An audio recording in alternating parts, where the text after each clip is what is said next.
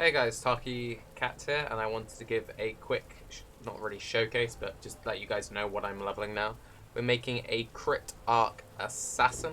We're only level 49. I'll just quickly show what the build looks like, and then we'll show you passive skill tree and all that other stuff. One important thing to note, yeah, I haven't gone crit. I'm going to get my cruel sensi, then we're going to fit in all the crit nodes, etc, etc. So this is a non-crit example of how the build works. Basically, it's one of those things, if you drop a totem, detonate the thing. Sorry, you drop a mine, detonate the mine, stuff dies. I'm a little bit tired. You do also have a detonate totem if you want to spam down mines for, like, say, a pure single target. So if you know that you're going to go into, like, a strong box or there's a boss or something, you drop the totem, and you spam cast up the mines, and it detonates everything for you. Now, for a practical map clear point of view, not that great, but if you're going to be in one place for a long time, so you're doing breaches or something, then obviously it's pretty powerful to just be able to spam your DPS, and it's like you're playing self-cast. So here, for example, yeah, and this is just under level of the zone, nothing too fancy because, you know, leveling, but you get an idea of how the build works. You do the thing, stuff dies, seems good, right? Alright, let's show you the gear and all this other cool stuff. So, that is the base character. Yes, crit will make it do more damage. When I was streaming, a lot of people asked me, will this build feel better as it levels? Yes, it's a spellcaster with crit, but this is going to get better as it levels. Now, this is the base tree that I'm running off of. I had a few different trees. I'm kind of conflicted about a few things, so if you guys have any suggestions, go for it. So, this is a CI tree. Yes, Tarke is doing blue life.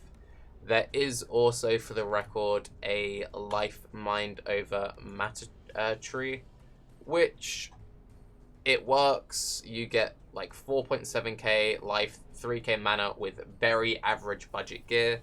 With very good gear, you could push probably about 10k effective HP. But I mean, we're just gonna do CI. We're just getting CI. So, with incredibly budget gear, you can get a very easy 9.5k energy shield. There are still points left on the tree. The reason why I've left points still on the tree is there is the option of going dual cast very easily. There's the option of just picking up more damaging nodes like Crackling Speed, Heart of Thunder, extra damage here and here. Very efficient. Briefly, why we route through the back of this, not the front. From everything we've read up on and asked people to play a lot of miners, mine destination area, basically it increases the targeting range of your mines as far as I'm aware. That's what everyone's been telling me. So by having these nodes, it means our arc will target things further away. As you saw from when we were playing, you know, it's one of those things of you want to drop your mines, detonate it, go on. Same with your spell totem. The further you can get away from the totem, the better. The further you can be away from the mobs, better. Basically, this adds range to the build. Very juicy and often overlooked.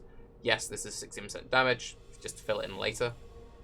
Otherwise, it's a very straightforward, very sort of generic looking tree. Go through the Ellie damage, because we're Ellie.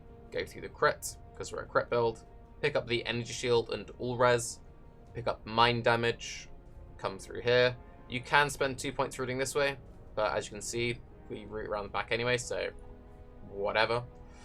Come up here, pick up stats, just because I assume I'm going to need stats, because otherwise you don't have much.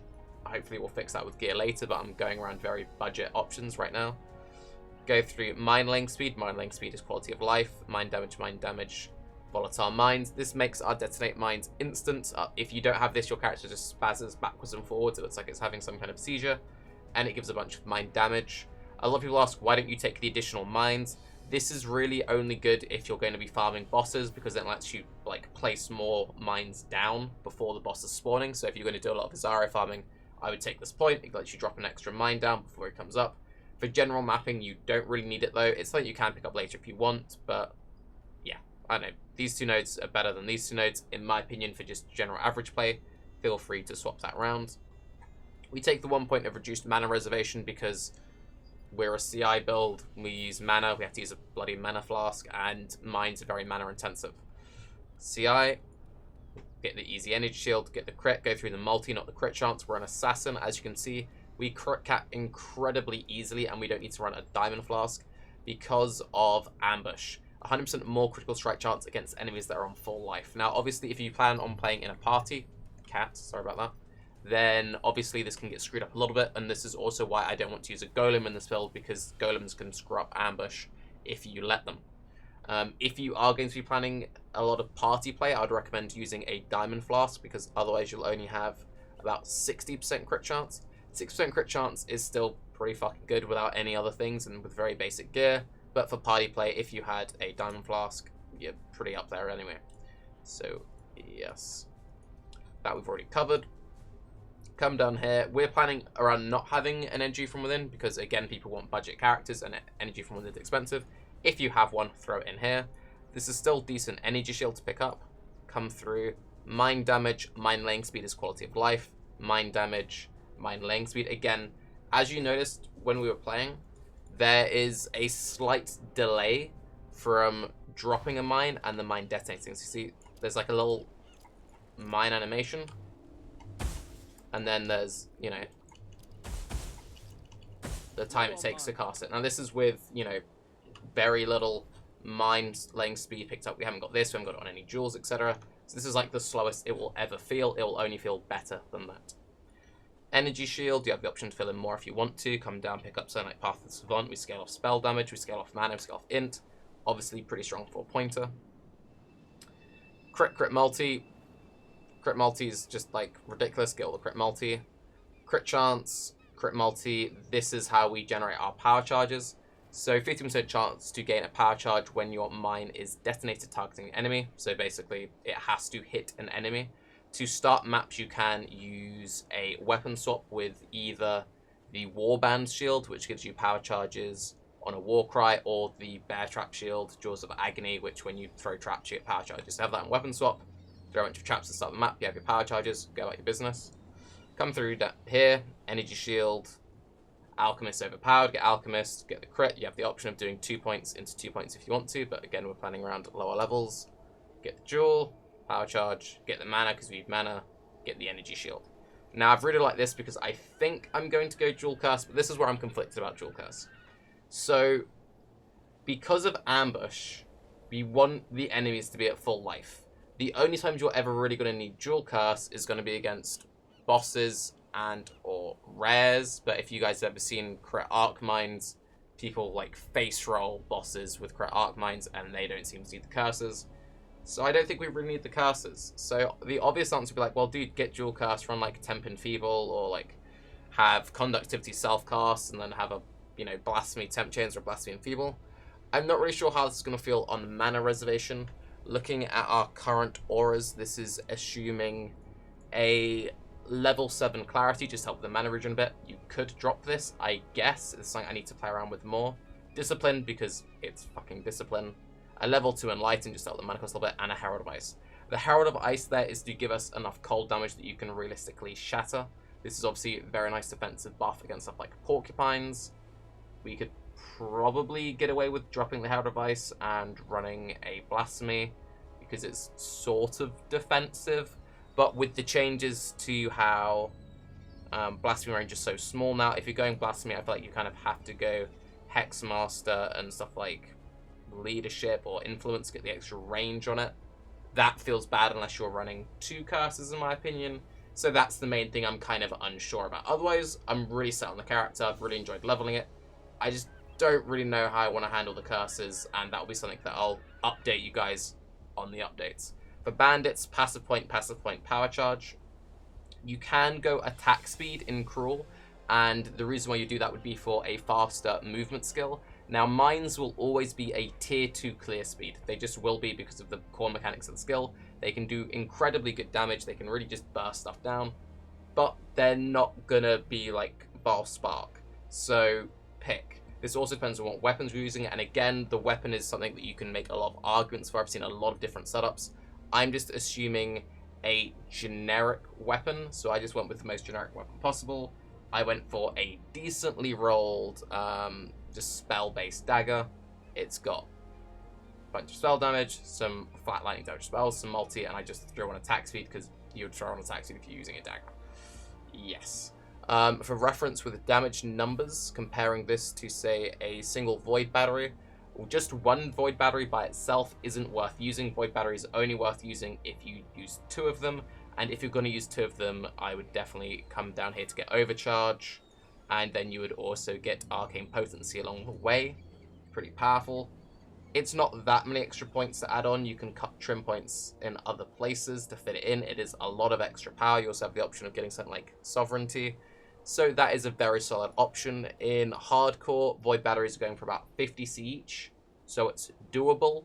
But if you're not going to be dual wielding, then it's really not worth doing. And to dual wield them, you need very good ES gear everywhere else because you're missing out on the shield. So you need to keep that in mind. You could go with a Doriani's if you wanted to, but a Doriani's outperforms just a decent dagger, and getting a good rare dagger will nearly always be cheaper than Doriani's because people don't value rares very highly. I find you can often buy cheap rares because people just don't know how to price them. For the helmet, we're using a Gull because the Gull is broken and it's affordable. They're like 15 to 20c in hardcore at the moment, probably cheaper in softcore. You can get them. This is planned around a 650 energy shield via Regalia. There is no excuse to not be able to afford a 650 energy shield via Regalia. 200 gloves and 200 boots. So really nothing that crazy gear-wise, and this is with a 300 ES shield. So like the gear isn't that crazy, and you're hitting 9.5k. With good gear, you're easily going to be getting well above 10k. This is with the Eye of Chayula, not the Presence of Chayula. Obviously with Presence, you're going to get way more ES. This is for the stun immunity. Dream Frags is very, very underappreciated in my opinion. It gives you freeze immunity and chill immunity, which is really nice. It gives you 70 cold res if you get a well-rolled one. Some maximum mana regen. We need both of those things. Really nice ring, just makes life a lot easier. We've just thrown another ring on there. We haven't gone with an opal, we haven't gone with anything crazy. These are very realistic numbers. So 30 mana, 30 energy shield, bunch of generic resistances. And a Baited Breath. These are like a few chaos. Again, going super budget on the gear options. It gives some increased energy shield recharge rate. This is obviously pretty nice for a miner because we haven't got any leech. So our only energy shield is coming from Sorrow of the Divine, which we fitted into the build, and Vald Discipline. Sorrow of the Divine gives you Zealot's Oath during Flask effect. So it's one of those things, if you chug the Sorrow of the Divine, and while you sit in the consecrated ground, you get some regen. I'll see how I feel, if I like it or not. It's a way of getting regen, so I'm going to try it out. If I don't like it, just replace it for any other flask. I'd probably replace it with a Rumi's. Wise Oak, because pen is OPOP. It doesn't calculate the pen into the numbers, but yeah. Basically, it takes your highest resistance and gives you 20% pen. We have 30% increased flask effectiveness. This is a lot of extra pen. And just make sure that Lightning Res is your highest. And then it gives you reduced damage taken of your lowest resistances if your fire and cold match somehow, because you're really lucky or you spent a lot of time moving stuff around. Then you'll get reduced damage taken for both of those. Really solid flask. And it's on a bismuth base, so while the base is kind of useless, it does have the kind of nice thing that while you have it active, you never need to worry about being randomly cast in an enemy weakness map and falling over. You can see that we're well over max resistances with random whatever gear setup. So, yeah. Getting that LE weakness plus random flammability isn't going to make us fall over when you've got like 84% over, 98% over in lightning, etc. Insert saturated mana flask of warding here. We need a mana flask. Throw this in. You can also use the unique flask Lavanga's Spirit, which is basically super mana flask. While the mana flask is active, your skills cost no mana. So you purposely yourself laying mines. Take a drink of this. Keep spamming mines. Seems good. I chose not to use one just because I wanted to fit in warding. You can use it if you want to. Ample Quicksilver of bleed removal. Yeah, I would like to have Adrenaline in here, but I don't want to put bleed removal on a mana pot because that's kind of awkward. So we've done it that way. And a Basalt of grounding. You can choose a Stibnite over a Basalt. Pick between the two. I prefer Basalt compared to a Granite which doesn't have Iron Skin. Verizon Netmos, they know the power of shock immunity recently. Rip that guy. So yeah, I've gone for a Basalt of grounding. Shock immunity seems to be pretty good these days. For jewels, we've just gone for generic double damage, maximum energy shield in 3 slots. And yeah, pretty basic. So this is a character I'm really looking forward to. Mines have been a playstyle I've been enjoying a lot recently, and I hope to make a lot more miners in the future, assuming I'm happy with this build. If you have any suggestions, please do leave them down below, and as this character updates, I will keep putting updates onto the channel. I'm Tarke. Have a good day. Bye-bye.